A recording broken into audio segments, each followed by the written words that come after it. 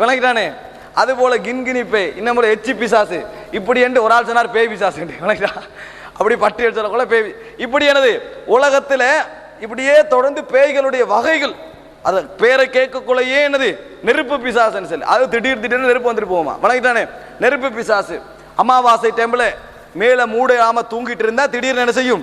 அந்த அமுக்கு பிசாசு ஒசக்கு இருந்தவன் அப்படியே தூக்கிட்டு போய் திரும்புவாங்க. வணங்கிட்டா?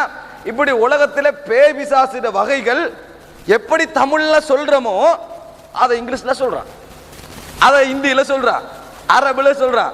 இது யாரு? மீடியா இல்லாத டைம்ல இதை ஆர்கனைஸ் பண்ணது யாரு? இதை என்னது ஒரு யூனிஃபார்முக்கு கொண்டது யாரு? ஒரு அமைப்புக்கு கொண்டது யாரு? நியாயமான கேள்வியா இல்லையா? எனவே பேய் பிசாசு உண்டு என்று சொல்றதுக்கு இன்றைக்கு விஞ்ஞானிகளும் இருக்கிறாங்க. யாரு? விஞ்ஞானிகளும் இன்றைக்கு இருக்கிறாங்க. அதுக்கு ஒரு சேனல் நடத்துறான், அதுக்கு ஒரு வெப்சைட் இருக்குது. இந்த அளவுக்கு வளர்ந்து காரணம் என்ன? உலகம் ஃபுல்லா மீடியால யார் பரத்தினது இதை என்ற ஒரு கேள்வி. சகோதரர்களே, இதுக்கு பதில் கண்டா தான் பேய் பிசாசு நம்பிக்கை இல்லாம போகும். இல்லை என்று சொன்னால் சகோதரர்களே நீங்க பாருங்க, இப்படி ஒரு கேள்வி கேட்கிறாங்க என்றா மீடியா இல்லாத காலத்துல இவ்வளவு வந்துச்சேன்னு சொல்லி. சகோதரர்களே, இதே கேள்வியை நாங்க எங்களோட நம்பிக்கையிலிருந்து விடுதலை பெறதுக்காக சொல்லணும். 200 கோடிக்கு மேற்பட்டவர்கள் கிறிஸ்தவர்கள், அத்தனை பேர் சிறுக்கு வைக்கிறாங்களா இல்லையா? சிலை வணங்குறாங்க. பௌத்தர்கள் பல கோடி சிறுக்கு வைக்கிறாங்க, யூதர்கள் சிறுக்கு வைக்கிறாங்க. இன்னும் எத்தனையோ மதத்தினர், முஸ்லீம்கள் 150 கோடி என்றா அதை தாண்டி உள்ள எத்தனையோ 350 கோடி மக்களும் சிலை வணங்குகிறார், இணை வைக்கிறார்கள். உலகத்துல மனிதன் படைக்கப்பட்ட நேரத்தில் ஓரிரை கொள்கை தான். மீடியா இல்லாத காலத்துல எப்படி இந்த மாதிரி கோடான கோடி மக்களை சிலை வணக்கத்துக்கு யார் பிரச்சாரம் செஞ்சது? 150 கோடியை விடுங்க முஸ்லீம்களை, இந்த 350 கோடியும் மீடியா இல்லாத காலப்பகுதியில் இவ்வளவு மக்களையும் இணை வைப்புக்கு கொண்டு வருவதற்கு எந்த மீடியா பாடுபட்டது? எது காரணமாக அமைந்தது? யார் இந்த இடத்துக்கு கொண்டு போனது? எந்த அளவுக்கு கௌபாவுக்குள்ள 360 கொண்டு போய் வைக்கிற அளவுக்கு எந்த மீடியா வளர்ந்துச்சு? எந்த மீடியா இதை வளர்த்துச்சு? இதே கேள்வி பேய்க்கும் பொருத்தமா இல்லையா? ரெண்டுக்கும் பொருத்தம். அதானே? அப்ப ஆரம்ப நூஹ் அலைஹிஸ்ஸலாத்துல காலம் தொடக்கம் முழு உலகத்துக்கும் இந்த இணை வைப்பு கொண்டு போறதுக்கு மீடியா இருக்கல. ஏகத்துவத்தை விட ஸ்பீடா என்ன செய்யுது? அந்த வளர்ந்துருக்கு. இன்றைக்கு மனித படைப்பிட அடிப்படை என்ன? அல்லாவை வணங்குவது. ஆனா அல்லாஹ் வணங்குறன்னு சொன்னா அடிக்கிறான், மற்றதெல்லாம் வணங்குறோம் ஒத்துமைக்கிறாங்க. அப்ப அசில் தலைகீழா போயிட்டு, அப்படியா இல்லையா? இதற்கு என்ன காரணம்? இதற்கு பதில் காண வேண்டும் என்றால் அல்லாஹு தஆலா ஷைத்தானை பற்றி சொல்லுகின்ற சில முக்கியமான வரிகள் எங்களுக்கு தெரிய வர வேண்டும். சில முக்கியமான வரிகள் எங்களுக்கு தெரிய வர வேண்டும். சகோதரர்களே, ஷைத்தான் நம்ம சவால் விடுறோம் தானே? ஷைத்தான் சவால் விட்டான். உலக யாரிடத்தில் சவால் விட்டா? அதுக்கு மேல வேற யார்கிட்ட சவால் விட இயலாது. யாரு? அல்லாஹு ரப்புல் ஆலமீன். ஃபபிஇஸ்ஸதிக் லஉகுவியன்னஹும் அஜ்மாயின். உனது கண்ணியத்தின் மீது சத்தியமாக அவர்களில் அதிகமான பேரை நான் வழிகெடுப்பேன். ஒரு ஆளா இருந்துட்டு இன்றைக்கு ஸ்ரீலங்கால இருந்துட்டு ஆசியா கண்டத்தையே நான் வழிகெடுப்பேன்னு சொல்லலுமா? மீடியா எல்லாத்தையும் வச்சுக்கண்டு ஃபுல்லா வச்சுக்கண்டு ஆசியா கண்டத்துக்கு இந்த அத்தனை மெசேஜை நான் கொண்டு போய் காட்டுறேன். ஒரு இயக்கத்துக்கு சொல்ல இயலாது, ஒரு இராணுவத்துக்கு சொல்ல இயலாது, ஒரு நாட்டுக்கு சொல்ல இயலாது. ஒத்த அல்லாஹ் விட்டா சொல்றேன். எப்படி? உலகத்தில் வாழக்கூடிய மனித சமூகத்தை, ஒரு காலப்பகுதி அல்ல, ஆதம் அலைஹிஸ்ஸலாம் காலம் தொடக்கம் மறுமை வரைக்கும் வாழக்கூடிய மனிதர்களில் அதிகமான பேரை நான் வழிகெடுப்பேன். இவனுக்குள்ள எவ்வளவு பவர் இருக்கணும், இவனுக்கு எவ்வளவு நாலேஜ் இருக்கணும். அல்லாஹ் என்ன சொல்ல? உனக்கு ஏலான அதோட முடிச்சிருக்கணும். ஏன் ஃபிரௌன் சவால் விட்டு அன ரப்புக்குமுல் ஆலா, நான் தான் உங்களது மிகப்பெரிய இறைவன் என்று அல்லாஹ் தஆலா கொஞ்ச காலத்தை அழிச்சு விட்டான். ஆனா சைத்தான் டைம் கேட்டனே கொடுத்தான். அல்லாஹ் சைத்தானை கேட்கிறான், ரப்பி அன்லிர்னி இலா யௌமி யுபஅஸூன், நீ டைம் தந்தா நான் செய்வேன். எது வரைக்கும்? அவர்கள் எழுப்பப்படும் நாள் வரைக்கும் எனக்கு டைம் தான், நான் செய்கிறேன்றான் சைத்தான். அல்லாஹ் தஆலா இன்னக மினல் முந்தரீன், உனக்கு அவகாசம் கொடுக்கப்பட்டு விட்டதுன்றான் அல்லாஹ். உனக்கு அது வரைக்கும் அவகாசம் இருக்குன்னு சொல்றான். அப்ப இந்த சவால் ஒரு நாலேஜ், ஒரு அறிவு, ஒரு பின்னணியே வச்ச ஒரு சவாலை நம்ம விளங்கிக்கொள்ளணும். முதலாவது நம்ம நினைக்கிறேன் தெரியுமா? சைத்தான் இந்த தொழுகை விட்டு வழி எடுப்பான், படம் பார்க்க வைப்பான், இவ்வளவுதான் அவனுடைய ஆற்றல். அல்லாஹ் அடிக்கடி குர்ஆன்ல பாருங்க, இன்னஹு லக்கும் அதுவும் முபீன், அவன் உங்களுக்கு திட்ட தெளிவான விரோதி. அடிக்கடி சொல்லுவான், சைத்தானன் உங்களை வழிகெடுப்பான், சைத்தான் உங்களை ஃபித்னாவாக்கி விடக்கூடாது, ஆதமையும் ஹவ்வாவையும் வழிகெடுத்தது போன்று உங்களை வழிகெடுத்து விடக்கூடாது. சைத்தான முதல் சவால் தானே. ரெண்டாவது என்ன? ரெண்டாவது முதலாவது சவால்ல முதல் டெஸ்டிங் யார்ல? ஆதம் ஹவ்வா. வெற்றியா தோல்வியா? முதல் டெஸ்டிங்கே யாருல? ஆதம்லையும் ஹவ்வாலையும் தான். வெற்றியா தோல்வியா? ஷைத்தானுக்கு அது எவ்வளவு பெரிய போட்டி தெரியுமா? 50 ஹராம் 50 ஹலால். 50ல ஒன்றை தின்ன வச்சுட்டா சரியா பரவாயில்ல, எல்லாமே ஹலால்.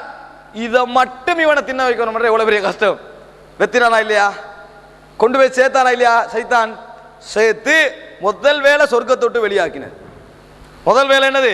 உலகத்துக்கு கொண்டு இறக்கினது. அதுல அவன் சக்சஸா இல்லையா? அடுத்தது நூஹ் அலைஹிஸ்ஸலாம் தான். அடுத்த வரக்கூடிய நூஹ் அலைஹிஸ்ஸலாம் பரம்பரையை வழிகெடுத்தான். அல்லாஹ் நபி அனுப்புற அளவுக்கு, ஒரு நபியை அனுப்புற அளவுக்கு அல்லாஹ் வழிகெடுத்தான்.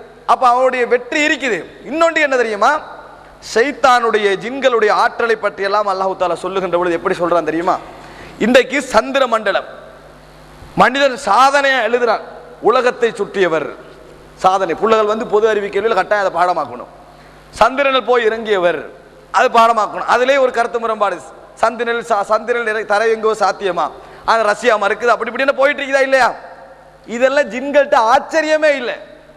ஜின்கள்லாம் அப்படி ஒரு புக் போட்டா ஜின்கள் பாடம் நடத்தாதேன்னு சந்திரனில் முதல் இறங்கிய வாரியான்னு ஜின்கள்கிட்ட சிலபஸ் செய்யாதே. அவங்க அதெல்லாம் தாண்டி போற பாட்டி.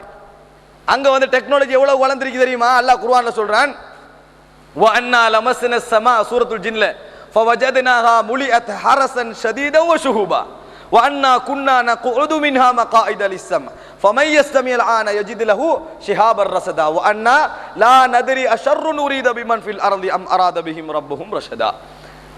ஜின்கள் சொல்லுவதாக அல்லாஹ் தஆலா சொல்றான், நாங்கள் சகோதரர்களே இந்த கோள் இருக்குதானே, இதெல்லாம் சேர்த்து ஒரு கேலக்சி, இந்த மாதிரி ஒரு 3 கோள் மண்டலம் இருக்குதானே, இதெல்லாம் 5-6 சேர்த்து இந்த கேலக்சி என்றாங்க. அது பிறகு மில்கி வே என்னது பால் மண்டலம், அவளைகளெல்லாம் தாண்டி அந்த எல்லைகள்ல ஜெலி இருக்கிறான். அதுக்கு அங்கெல்லாம் என்ன இருக்கிறேன்னு தெரியான்றான். வானம் ஒன்று இருக்கா இல்லைன்னு விஞ்ஞான ரீதியா இன்னும் ப்ரூவ் ஆகல. அல்லாஹ் தஆலா சொல்றான், ஜின்கள் சொல்லுகிறார்கள், ஜின்கள்ட்ட கூட்ட சொல்றாங்க, அவங்க எப்படி பேசிக்கிறாங்க, நாங்கள் வானத்தின் எல்லைகளில் அமர்வர்களாக இருந்தோம். எங்க தாண்டி பேசிக்கிறாங்க. அப்ப அவங்ககிட்ட சந்திரனில் காலடி வைத்தேன்னு முதலா பாடமே இல்லையே. அதெல்லாம் இயற்கையாக அந்த பாட்டி அங்க போற வாக்கள். வானத்தின் எல்லைகளில் அமர்வுகளாக இருந்தோம். எதற்கு அமர்றோம் தெரியுமா? அல்லாஹ்ட்ட இருக்கக்கூடிய ரகசியம் தான் இல்முல் கைப். இப்ப அல்லாஹ் உலகத்துல இந்த வருஷம் ஒரு செய்திகள் எல்லாம் செய்ய போறான், அது என்ன செய்யும்?